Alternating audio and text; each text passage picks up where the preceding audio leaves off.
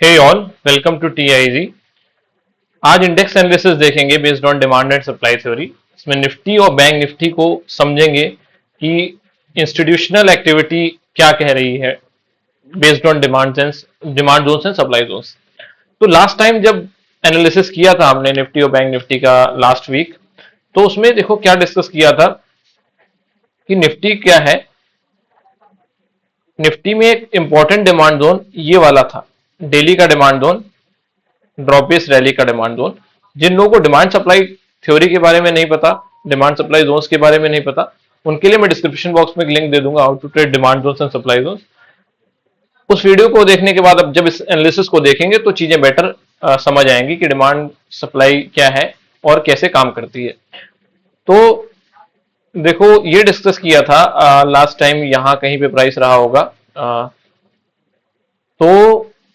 इसमें ये था कि ये जो ड्रॉप और रैली का डिमांड जोन था, पॉसिबिलिटी ऐसी थी कि यहां से रिएक्शन आ जाए, लेकिन इन बिटवीन क्या हुआ था कि यहां से ही रिएक्शन आ गया था प्राइस में। और फिर एक ऐसा स्टेटमेंट दिया था कि यहां से जब प्राइस ऊपर की तरफ सिग्निफिकेंट गैप जो दिख रहा है, तो चांसेस बहुत कम होते हैं कि प्राइस जो है पिछले पिवट को ब्रेक करे। और सेम चीज हुई, देखो प्राइस अभी निफ्टी कंटिन्यूअस ऊपर की तरफ जा रही है और उसमें सपोर्ट किसका ले रही है, 125 मिनट के डिमांड जोन का सपोर्ट ले रही है। जैसे यहां पर देखो rally, two base candle rally का डिमांड जोन फॉर्म हुआ और इसी डिमांड जोन में जब प्राइस रिट्रेस करके आया तो जो ये बेसिंग का एरिया होता है, यहां से टच करके देखो ऊपर की तरफ निकल गया। ऊपर की तरफ जो डेली का सप्लाई जोन था, ये वाला ड्रॉप का सप्लाई जोन, इसको रेक्टेंगल से मैं मार्क कर देता हूं, ये वाला सप्लाई जोन। और ये सप्लाई जोन से देखो निफ्टी नीचे की तरफ आ गई थी, लेकिन जब नीचे आ रही थी निफ्टी तो 125 मिनट का जो ये ड्रॉप बेस्ड रैली का डिमांड जोन था, यहां से आई और यहां से ऊपर की तरफ चली गई और इस सप्लाई जोन को फिनिश कर दिया। अभी निफ्टी एक इंपॉर्टेंट लेवल पर है और जहां पर एक थोड़ा कंसर्न भी है निफ्टी को लेकर कि अगर आप देखोगे तो डेली टाइम फ्रेम पर हमें जो डिस्ट्रीब्यूशन देखने को मिल रहा है, ये डिस्ट्रीब्यूशन बेसिकली इंडिकेट करता है कि जो बाइंग आ रही है वो क्या है, वीक बाइंग है। जैसे अगर आप इस कैंडल को देखोगे, ये वाली जो कैंडल है, ये एक्सेप्शनल कैंडल जो जीएसटी वाली जिस दिन न्यूज आई थी उसके दिन, उस दिन फॉर्म हुई थी। लोगों में एक एक्साइटमेंट आया कि हाँ प्राइस यहां से ऊपर जा सकता है, और वो एक्साइटमेंट किसमें बदल गया, जब सप्लाई जोन के अंदर एंटर किया तो वहां से सेलिंग देखने को मिल गई। अब जो प्राइस ऊपर की तरफ रिकवरी शो कर रहा है, वो रिकवरी बहुत स्लगिश रिकवरी है और इस रिकवरी में देखो क्या देखने को मिलता है, base candle base candle base candle base candle. और जब भी हमने जैसे पास्ट डेटा एनालाइज किया है कि बेस कैंडल बनाते हुए जब प्राइस जाता है तो जनरली क्या होता है कि एक बिग रेड कैंडल बनती है जो ये सारी रैली को डंप कर देती है। लेकिन ऐसा होगा क्या, ये तो प्रेडिक्ट नहीं किया सकता कि क्या होगा क्या नहीं होगा। लेकिन ऊपर की तरफ जब मैं देखता हूं तो कोई सप्लाई जोन नहीं है। अगर आने वाले टाइम में एक बिग ग्रीन कैंडल बन जाती है तो जो ये फियर है वो खत्म हो जाएगा, क्योंकि सप्लाई जोन ऊपर की तरफ स्ट्रांग नहीं है। 125 मिनट पर हो सकता है, लेकिन डेली टाइम फ्रेम या वीकली टाइम फ्रेम पर कोई भी सप्लाई जोन नहीं है। और प्राइस हम देख रहे हैं कि वीकली के डिमांड जोन से जा रहा है। ये जो रैली, थ्री बेस कैंडल और रैली का डिमांड जोन था, इससे ऊपर जा रहा है और ऊपर की तरफ भी डिस्ट्रीब्यूशन देखने को मिलता है। लेकिन ये जो डेली टाइम फ्रेम पर अभी एक डिस्ट्रीब्यूशन फॉर्म हो गया, वो एक कंसर्न तो है। लेकिन निफ्टी ने किया क्या है कि इस ड्रॉप के सप्लाई जोन को भी फिनिश कर दिया है। अगर ये पिवट ब्रेक हो जाता है और इस पिवट के ऊपर ये प्रॉपर सप्लाई जोन नहीं है, देखो यहाँ पे हालांकि फॉल बहुत ज्यादा इसी ओरिजिन से है, लेकिन यहाँ पे प्रॉपर सप्लाई जोन नहीं है। बट इसके ऊपर अगर यहाँ पर क्लोज कर देता है तो फिर एक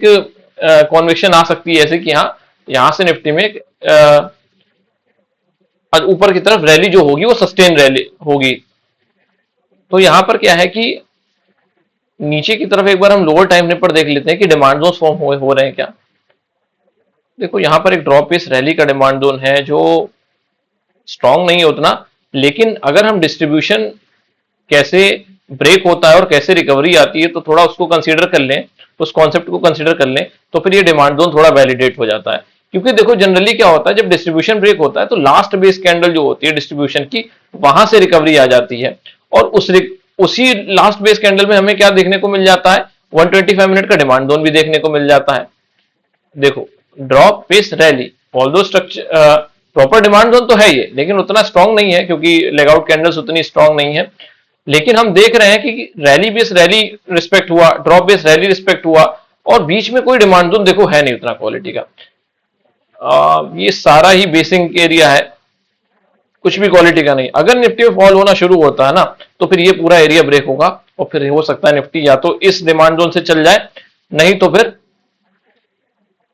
जो डेली का डिमांड जोन अनटेस्टेड है, जो हमने लास्ट टाइम डिस्कस किया था कि यहां से रिकवरी आनी चाहिए, लेकिन इन बिटवीन यहां से ही रिकवरी आ गई थी, प्रॉपर डिमांड जोन में नहीं आया था, नीचे की साइड में ये वाले डिमांड जोन तक हो सकता है कि प्राइस अगर आए तो या तो ये लास्ट बेस कैंडल जो है इस डिस्ट्रीब्यूशन की वहां से चल जाए, अगर ये भी ब्रेक हो जाता है तो फिर ये एक एरिया है जो स्ट्रॉन्ग रिवर्सल के लिए मतलब होगा, रिस्पॉन्सिबल होगा निफ्टी में। ऐसी पॉसिबिलिटी है कि अगर इस एरिया में आ जाता है तो यहां से एक हमें स्ट्रॉन्ग रिकवरी देखने को मिल सकती है। ऊपर की तरफ देखो, हमने लास्ट टाइम भी डिस्कस किया था कि सप्लाई जोन्स नहीं है, कोई भी उतना क्वालिटी का सप्लाई जोन नहीं है, मतलब यहां तक तो कोई सप्लाई जोन नहीं है। जब ये लेवल ब्रेक होगा फिर ऊपर सप्लाई जोन है, वो एक डिफरेंट सिनारियो है, हम डिस्कस करेंगे उसको जब प्राइस वहां तक रीच करेगा। बैंक निफ्टी में थोड़ा समझ लेते हैं तो हमें देखो थोड़ा कंसर्न देखने को मिल जाएगा कि अगर बैंक निफ्टी इस सप्लाई जोन में लीड करती है, देखो ये ड्रॉप बेस ड्रॉप का सप्लाई जोन जो है, जो निफ्टी में फॉर्म हुआ था, यहां पर देखो डेली टाइम फ्रेम पर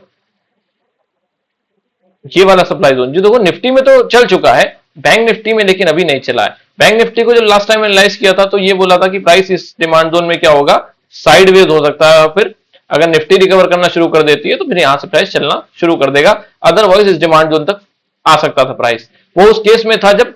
निफ्टी इस डिमांड जोन में आती, लेकिन निफ्टी मोस्ट लाइकली वो ये वाला लो ब्रेक करने के मूड में नहीं लग रही थी, तो